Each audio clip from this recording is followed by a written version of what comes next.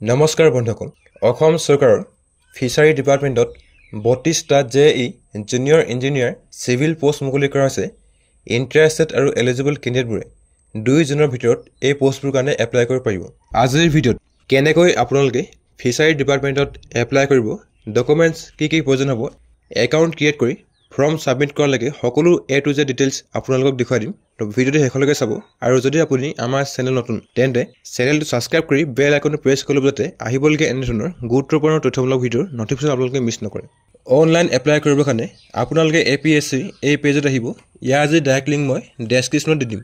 আগতে যদি আপোনালোকৰ এপিএসসি একাউণ্ট ক্ৰিয়েট কৰা নাই তেন্তে ইয়াত আপোনালোকে প্ৰথমতে ৰেজিষ্টাৰ কৰিব লাগিব বা যদি আপোনালোকৰ একাউণ্ট ক্ৰিয়েট কৰা আছে তেন্তে লগইন বটনত ক্লিক কৰি আপোনালোকে ডাইৰেক্ট লগইন কৰিব পাৰে সো ইয়াত আপোনালোকে ৰেজিষ্টাৰ বটনত ক্লিক কৰিব আপোনালোকৰ একাউণ্ট ক্ৰিয়েটৰ ফৰ্মখন খোল খাই আহিব ইয়াত আপোনাৰ ফুল নেম এন্টাৰ কৰিব তাৰ পিছত ইয়াত আপোনালোকৰ ফাদাৰ্স আৰু মাদাৰ্সৰ ফুল নেম এন্টাৰ কৰিব তাৰ পিছত আপোনালোকৰ যেটো জেন্ডাৰ ইয়াত লিষ্টৰ পৰা আপোনালোকে সিলেক্ট কৰিব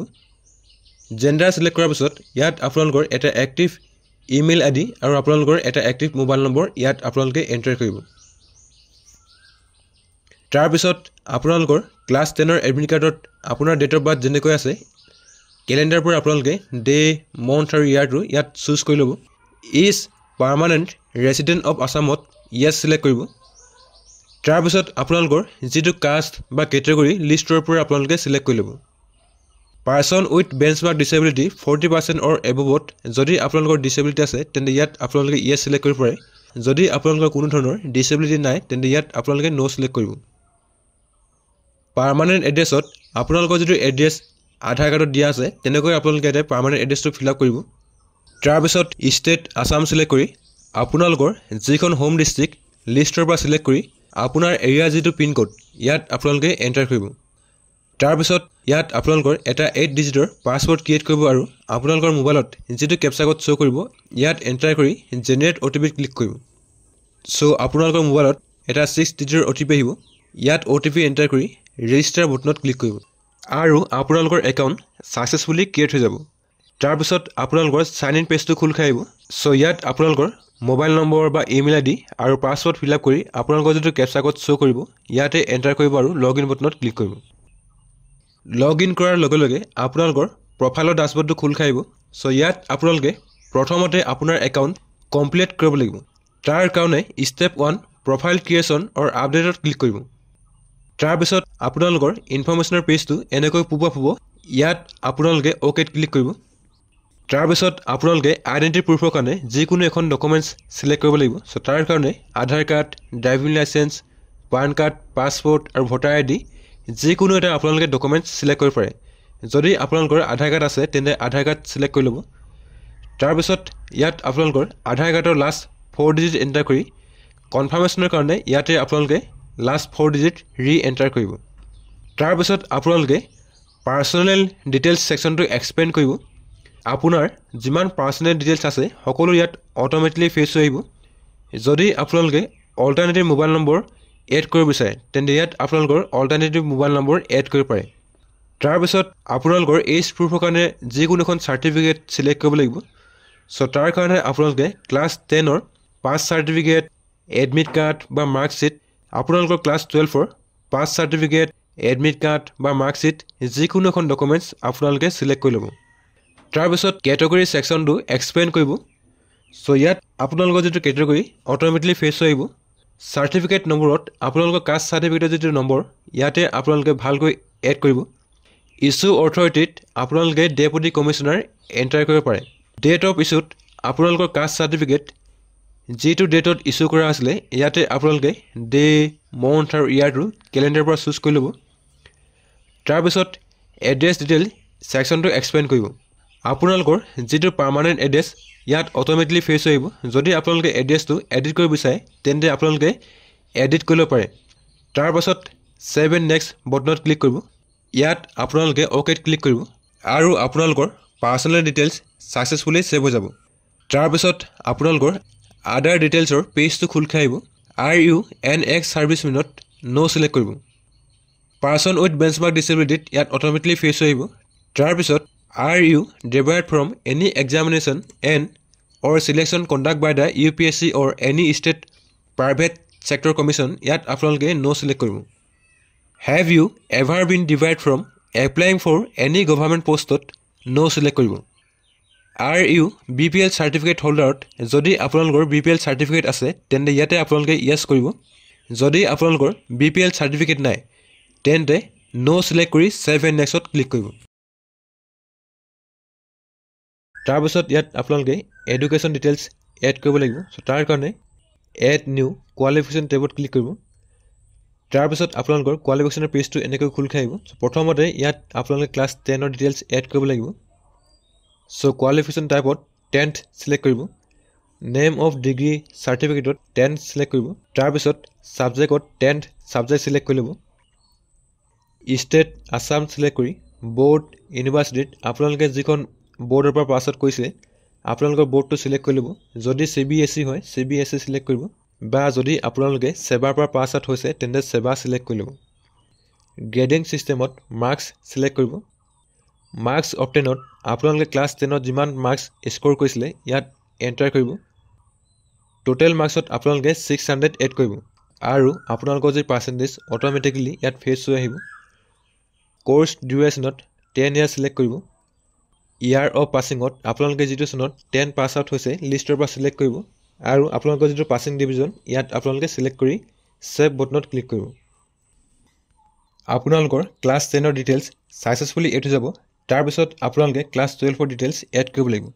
সো তাৰ কাৰণে এড নিউ কোৱালিফিকেশন ক্লিক কৰিব ক্লাছ 10 ৰ নিচিনাকৈ ইয়াত আপোনালোকে ক্লাছ 12 ৰ ডিটেইলছ এড কৰিব লাগিব কোৱালিফিকেশন টাইপত 12 সিলেক্ট কৰিব নেম অফ ডিগ্ৰী সাৰ্টিফিকেটত 12 সিলেক্ট কৰিব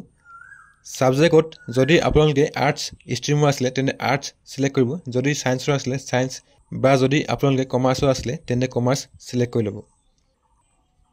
তাৰ পিছত ষ্টেট আসাম সিলেক্ট কৰি বোৰ্ড ইউনিভাৰ্সিটিত AHEC সিলেক্ট কৰি লব গ্ৰেডিং সিস্টেমত মাৰ্কস সিলেক্ট কৰিব মাৰ্কস অবটেইনত আপোনালোকে ক্লাছ 12 ত যিমান মাৰ্কস স্কোৰ কৰিছিলে ইয়াতে এন্টাৰ কৰিব তাৰ পিছত টোটাল মাৰ্কসত আপোনালোকে 500 এন্টাৰ কৰিব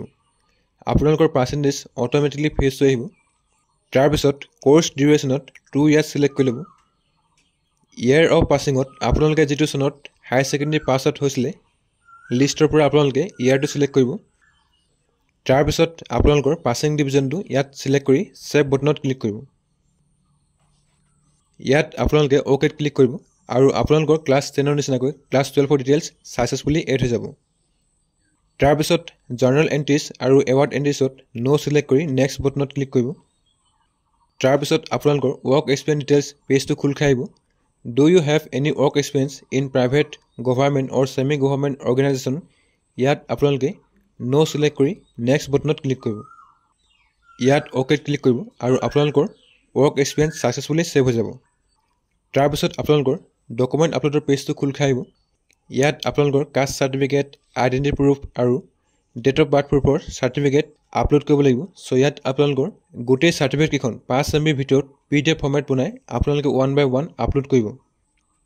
তাৰ পিছত ইয়াত আপোনালোকৰ এখন পাসপোৰ্ট সাইজ ফটো আৰু এটা সিগনেচাৰ আপলোড কৰিব লাগিব পাসপোৰ্ট সাইজ ফটোৰ যি ডাইমেনশন 200 পিক্সেল হাইট আৰু 150 পিক্সেলছ উইডথ হ'ব লাগিব 200 KB ভিতৰত আপোনালোকে আপলোড কৰিব লাগিব তেনেকৈ আপোনালোকৰ সিগনেচাৰ ডাইমেনশন 100 পিক্সেল হাইট আৰু 150 পিক্সেলছ উইডথ ম্যাক্সিমাম 200 KB ভিতৰত হ'ব লাগিব সো ইয়াত আপোনালোকে ফটো আৰু সিগনেচাৰ আপলোড কৰি সেভ বটনত ক্লিক কৰিব আৰু আপোনালোকৰ যে প্ৰফাইল সাকসেসফুলি কমপ্লিট হৈ যাব তাৰ পিছত আপোনালোকে পেজটো আপ কৰি তাৰ পিছত ইয়াত আপোনালোকে এপ্লিকেন্ট সেকশনত ক্লিক কৰি এপ্লাই সেকশনত ক্লিক কৰিব APSC ফালৰ পৰা অনগোইং যিমান ৰিক্ৰুটমেন্ট আছে গুটেবোৰ ইয়াত শো কৰিব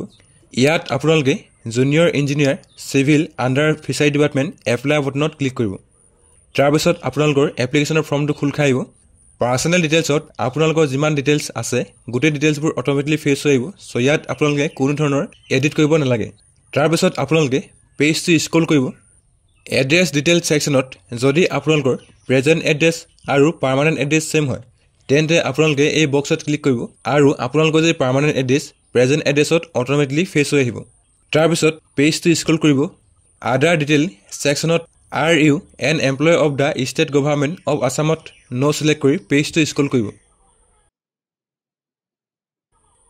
তাৰপিছত আপোনালোকৰ এডুকেশ্যন কোৱালিফিকেশ্যন ছেকশ্যনটো খোল খাই আহিব চ' ইয়াত আপোনালোকে ডিপ্ল'মাৰ কোৱালিফিকেশ্যন এড কৰিব লাগিব নেম অফ ডিগ্ৰী চাৰ্টিফিকেটত ডিপ্ল'মা ইন ইঞ্জিনিয়াৰিং চিলেক্ট কৰিব ছাবজেক্টত কনষ্ট্ৰাকশ্যন টেকন'লজি চিভিল ইঞ্জিনিয়াৰ আৰু চিভিল এণ্ড প্লেনিং এনেকৈ আপোনালোকে তিনিটা অপশ্যন পাব চিভিল ইঞ্জিনিয়াৰিং চুজ কৰি এড নিউ কোৱালিফিকেশ্যনত ক্লিক কৰিব তাৰপিছত আপোনালোকৰ পেজটো এনেকৈ খোল খাই আহিব চ' ইয়াত আপোনালোকে ষ্টেট আছাম চিলেক্ট কৰি ল'ব বৰ্ড ইউনিভাৰ্চিটিত আপোনালোকে যিখন বৰ্ডৰ পৰা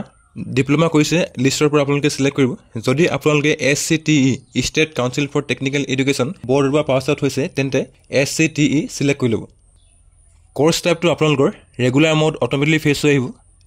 তাৰপিছত ইয়াত আপোনালোকে মাৰ্কিং ছিষ্টেম চিলেক্ট কৰিব লাগিব চ' মাৰ্কিং ছিষ্টেমত আপোনালোকে CGPA চিলেক্ট কৰি ল'ব বা যদি আপোনালোকৰ মাৰ্কছ গ্ৰেড আছিলে তেন্তে মাৰ্কছ বা গ্ৰেড চিলেক্ট কৰি ল'ব CGPAত আপোনালোকে লাষ্ট ছেমিষ্টাৰত যিমান CGPA স্ক'ৰ কৰিছিলে ইয়াতে এণ্টাৰ কৰিব টোটেল গ্ৰেড পইণ্টত আপোনালোকে 10 এণ্টাৰ কৰিব